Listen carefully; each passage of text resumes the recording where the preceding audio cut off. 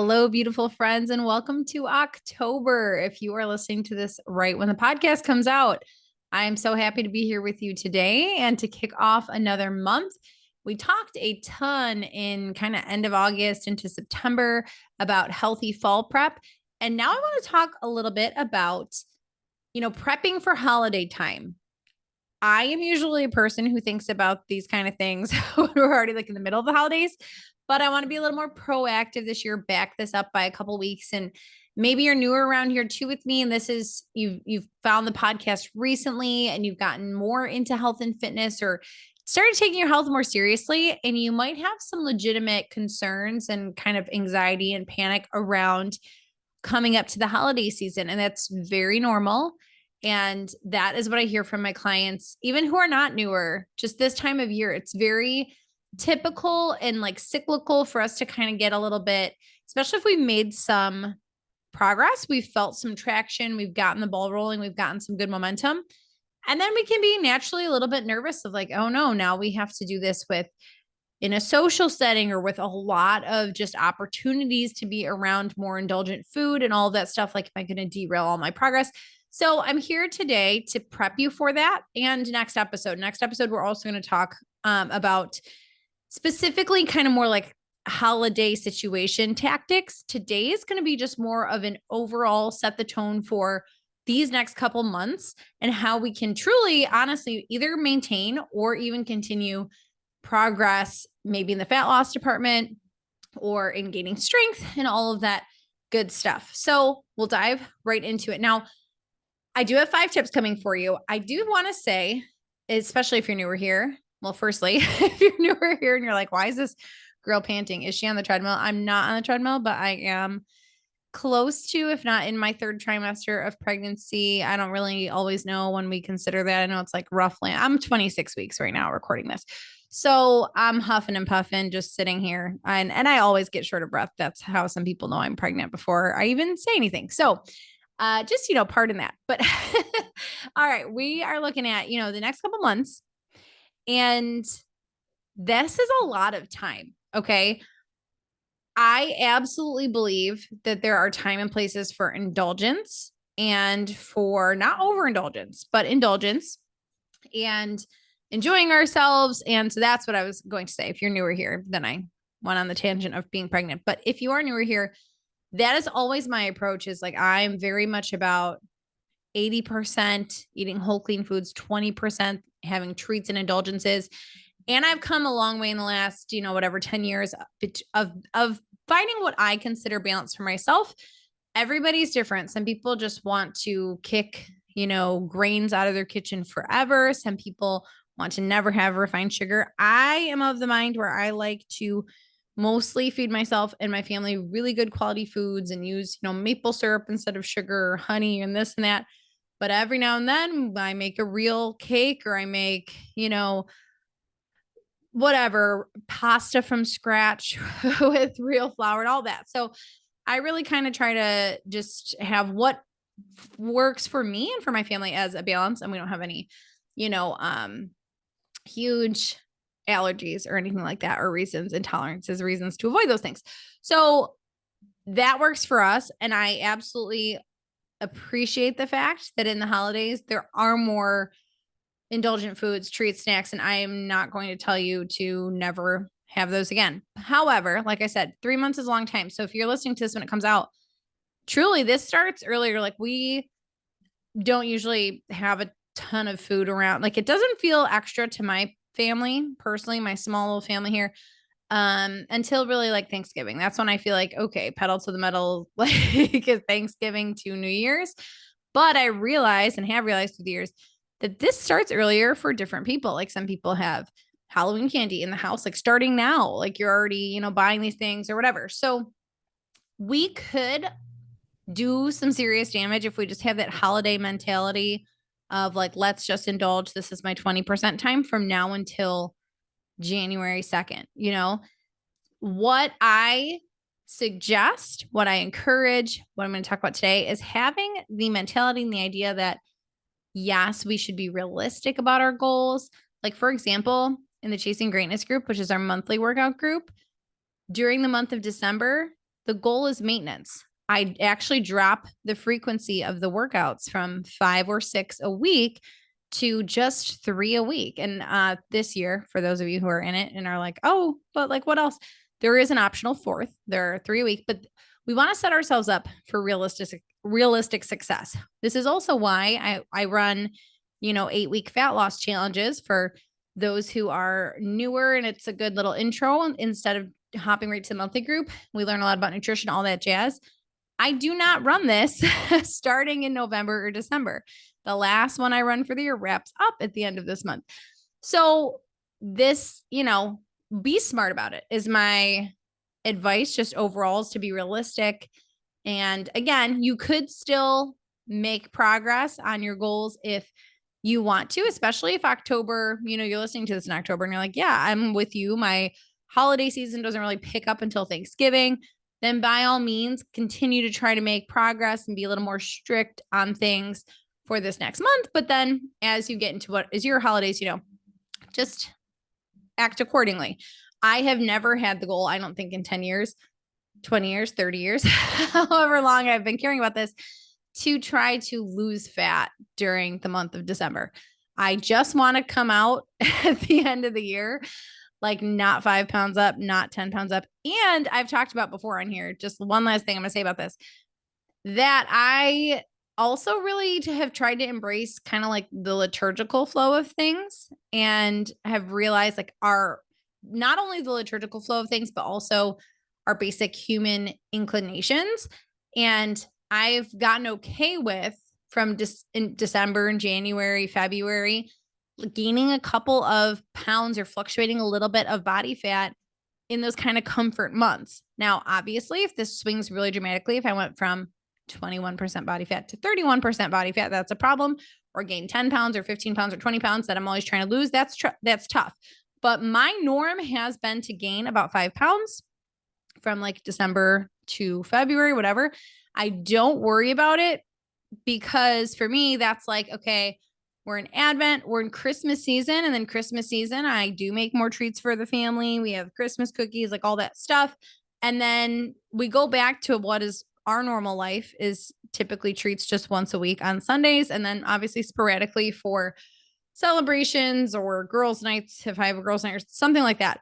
And then I know that Lent is around the corner where we go really bare bones again and like cut out a lot of extras. And it's not for the purpose of fat loss or weight loss. It's just like how it is, And then we celebrate the Easter season. So I personally, and I know that again, this syncs up with for us in upstate New York, this being seasonal, that you feel like in the winter, you need to kind of hibernate down. You switch to a little bit more, we're not doing as many salads and lighter foods like we do in spring and summer. It's more risottos, and you can still absolutely have healthy foods in here. We'll talk about that in the winter, like healthy soups you can make in chilies, and that's all great. But I do think, again, having a realistic, all right, if I maintain or gain 5 pounds in this winter season, is it going to be the end of the world? Like, no, it's a little bit cyclical. That is more, I know, for the person who is kind of in a healthy body fat and body weight range right now. I know that I'm saying that from a place of being typically not pregnant, a healthy body fat and body weight. So I'm okay with the, 5 pound fluctuation, but I understand too, some of you are listening to this hearing like, Brittany, I still have 30, 40, 50, 100 pounds to lose. I don't want to hear that I'm just going to lose a couple months of the year. You don't have to. That's also my point is you can, go the other route of pursuing fat loss at all times. It's up to you. You do have choices here. All right, getting into these tips. So 5 tips for all of us to prevent massive holiday weight gain, whether, again, you're trying to lose a lot of weight or you're just trying to maintain your progress so far. Number 1 is to rely on bailout foods / easy prep foods. Okay. The holiday season itself that we're heading into, if, you're not already there, is usually paired with a lot of other activities. I think that's part of the panic and part of the frenzy. Even if we're really organized about it, even if we're trying to have a peaceful interior, we're cutting out a lot of extras, whatever. There's still just more to do. There's more. I know I personally have more errands to run, shopping to do. Again, even if I'm doing a lot on Amazon, like this year, I'm due December 3rd. So I am actually trying to front load a lot of this, like have my gifts bought and wrapped and all that stuff. Have I really started this yet at time of recording? No, but that is the goal. And I'm encouraged by the fact that when I had my second son, he was November 17th. I was totally like done and dusted, ready for Christmas. So I think I can still get in gear for that. But anyways, even if you're a big online shopper and all these things, there's still just more things. And the shocker, spoiler alert, we don't get more time in the day to accommodate these things. So something has got to give. You know, a lot of this is like the thing that we think everybody is doing it all because we see things on social media or we see some people doing like one thing. Like, how do they do it all? No one's doing it all. Something has to give in some area. I've talked about that before. If it's a big week for me, healthy Catholic moms wise, we're starting a new challenge or something, I'm not doing my hair that week. Like I will wash it twice, like I always do, but it's probably going in a low bun, going in a low ponytail. Like that is what it is. I'm giving that up for the week. And you know, other stuff like my house is typically generally clean, but I might skip my deep cleaning, you know, for that week because it's just too much. So I'm not suggesting again, then like, okay, well, Brittany, what do we throw out? Make it easier on yourself. This is not the time to maybe think like I need to be making 3-course dinners and all fresh. Like grab some frozen foods that you can really quickly microwave, like frozen broccoli and like what I consider bailout foods or easy prep foods. I'm actually going to do this tonight. I have cauliflower and gnocchi that I get from Trader Joe's. And I have some leftover grilled chicken. I'm not even sure what I'm going to do with all of it yet, but I know I have my protein staple already done because I grilled up a bunch of chicken at the start of this week. And it is Thursday when I'm recording it. So I'm just going to throw something together with that. But I can do that because I had, you know, some staples already done. So do what you need to do here. This is where I get some pre-made things, stick them in the freezer, get some, you know, already made tortellini and some sausage. It's going to take 5 to 10 minutes to brown up and throw something together with that. Open a jar of fire roasted tomatoes. Like you have to have a lot of just easy grab and go things. This, I might be able to point you into the direction of some easier. I'm sure I have other podcast episodes that are like some bailout foods or minimal prep foods. But I just talked about how to prep your part of our prep series was your freezer and pantry. And in there, I go through some of these ideas as well. So again, name of the game is realistic and put the bar where the bar should be.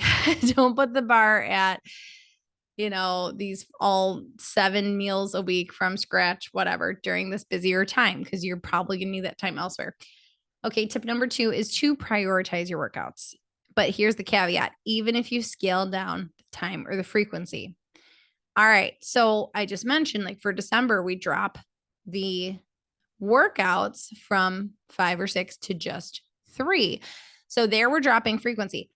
Maybe that's what you need to do, or maybe you need to drop the duration, maybe duration and frequency, although I'd try to keep one of those similar, just so you don't have a detrimental effect on your physique and whatnot. It's, you know, you want to maintain, you don't want to necessarily go backwards, but you know, maybe instead of 5 30-minute workouts, you do 5 10-minute workouts, like just committing to 10 minutes a day. This is personal. This depends on what your schedule looks like. If it's easier to you to just think, well, I'm already getting sweaty, I might as well get sweaty just 3 times a week and do my 30-minute workout and be done. That's again, like kind of how we structure it for December in the Chasing Greatness group. But maybe your November does look crazy and I haven't dropped the frequency and you are in the Chasing Greatness group and you're like, well, what am I going to do here, Brittany? You could personalize it. We talk about that a lot in the group of just picking and choosing which ones you're going to do. I don't have November plan pulled up in front of me at the top of my head, but say it's upper body, lower body, full body,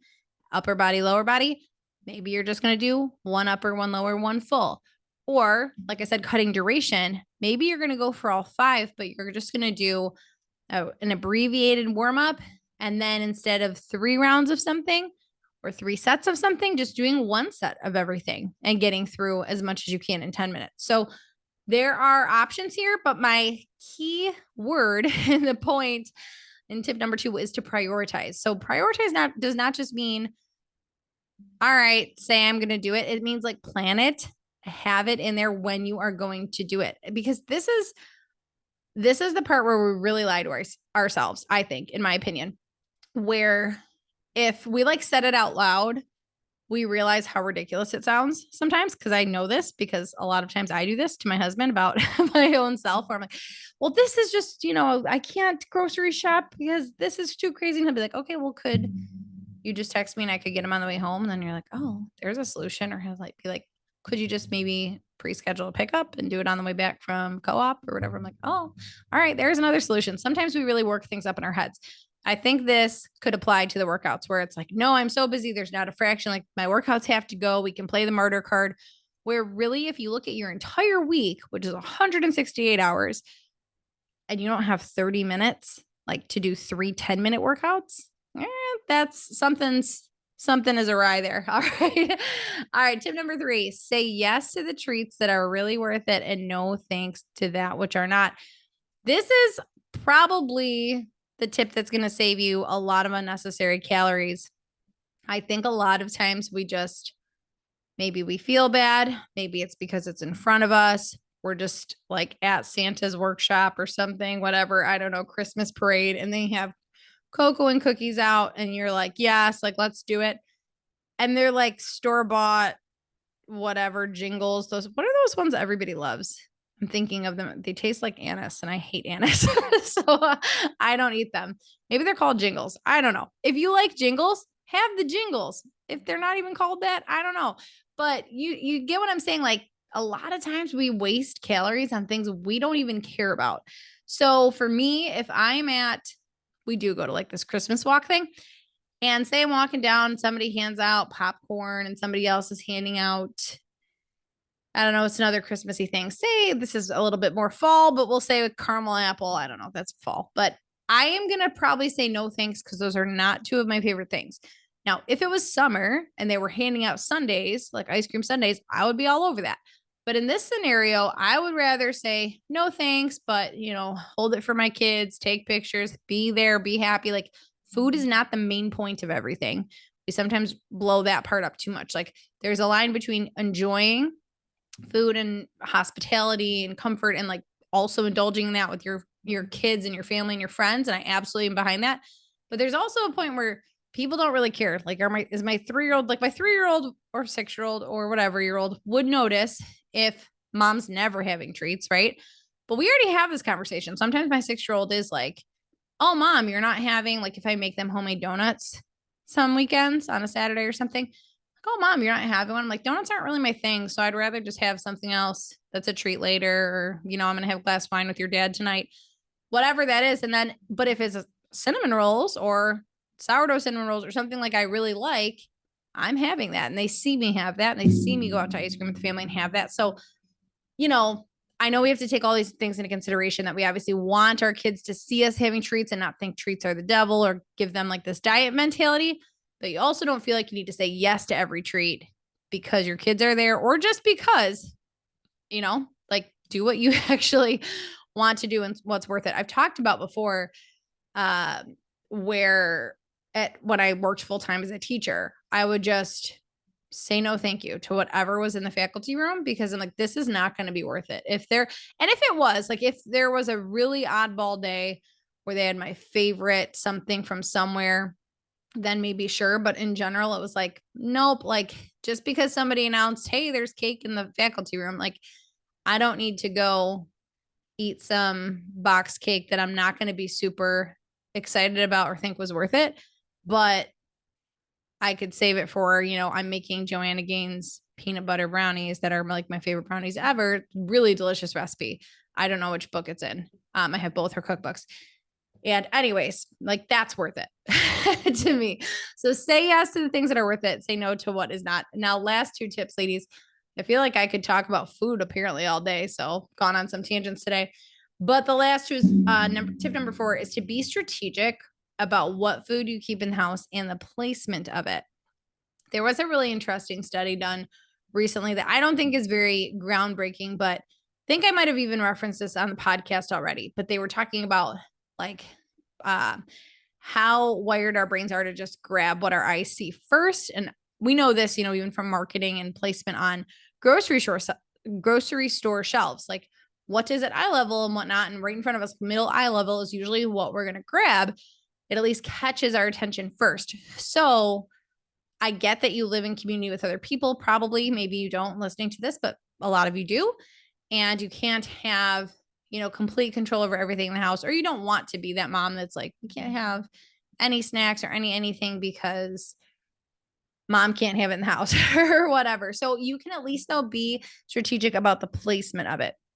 Like I do start making Christmas cookies typically earlier in the year, like in November. So I don't usually, I think a lot of people do that. Don't make it right away in December, but this can be dangerous because then you have Christmas cookies everywhere. So for me, just one little obstacle that I can put in the way, we talked a couple weeks ago on here too about removing obstacles. Maybe this was back in summer. Either way, there's a podcast episode that I recorded about removing obstacles in the way for you for fat loss, maintenance, whatever. Like if you always run into the fact that you don't have a sports bra, like that's an issue. Go buy a sports bra and you remove that obstacle. Well, we could use this same tip in the other way of actually placing obstacles in the way when we want to slow ourselves down from making unhealthy choices. So for me, just the simple move, we do have a downstairs freezer, of putting the Christmas cookies in the downstairs freezer rather than the upstairs freezer. Like the chances of me going to grab a little frozen midnight cookie out of the upstairs freezer are about 100%. The chances of me doing that when I know I have to walk down to my dark basement at midnight and get it out of my downstairs freezer, now it's a whole thing. I have to go up and downstairs. That's usually enough to make me be like, don't need it. Maybe sometimes I'll still do it, but I'm putting more obstacles in the way. So get things out of sight and out of mind. If you right now you are already going to have Halloween candy or All Saints candy or whatever, put it up high in a cupboard where you can't see it. Don't have it on the jar, like on the counter in a jar where you have it in a clear container and it's just calling to you all day. Get it out of sight, out of mind. All right. Last tip is to, in this season, continue to surround yourself with positive influences. Now, what am I talking about? I do mean positive influences in the health and fitness department. So because we have so many extra things and we tend to be off our schedules more, maybe things that you usually do that keep you on the path that's motivated and feeling healthy, maybe those are things you're going to drop off in this season. Like for me, when I'm on vacation or the schedule's just different, my husband's around more, whatever, I don't put on podcasts as frequently. I usually listen to like probably a podcast a day when I'm either doing some basic chore like dishes or laundry, or if I went for a walk that day or worked out that day. But then when the schedule changes, and especially on vacation, like I always remember that coming home from vacation and having like 5 podcast episodes to listen to because I didn't catch up on any of my favorite ones that week.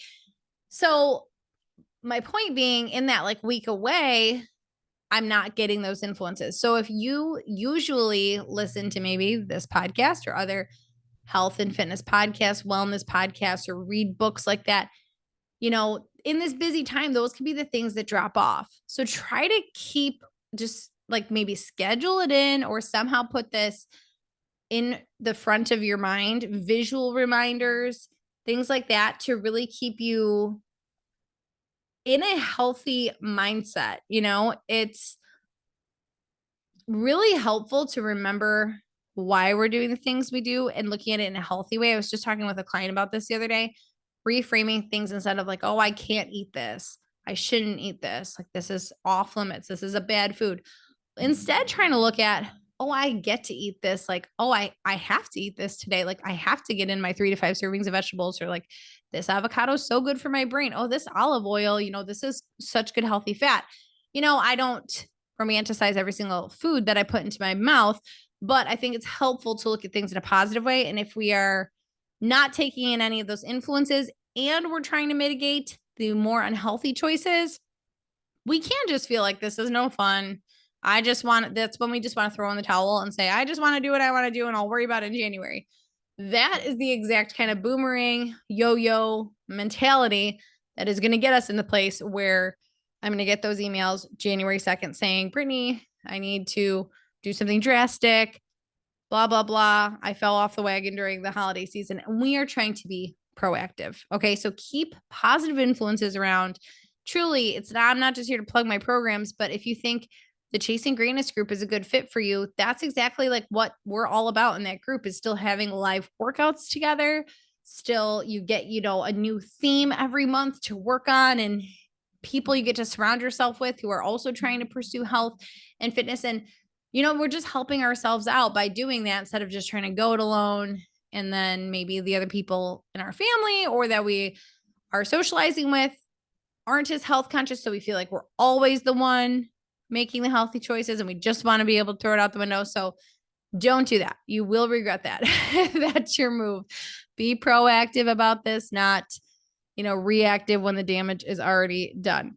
All right, friends. I hope this was helpful. If it was, I would appreciate it if you'd share it with a friend or share it on your social or rate and review the podcast. I would really appreciate you taking the time to do any of that. And like I mentioned earlier in the episode, next podcast episode, we're going to talk about health eating the holidays specifically, like what to do when you have multiple events on one day, what to do when you just have one party to go to or whatever. And that's a good one. And as well as general tips for once you're just at an event. This is a good one if you are like, Brittany, I do not have any of these in October, to kind of just file away, bookmark, maybe jot some notes on your phone that you can come back to in November, December, if that applies to you more then. All right, ladies, have a great rest of your day. I'll talk to you next time.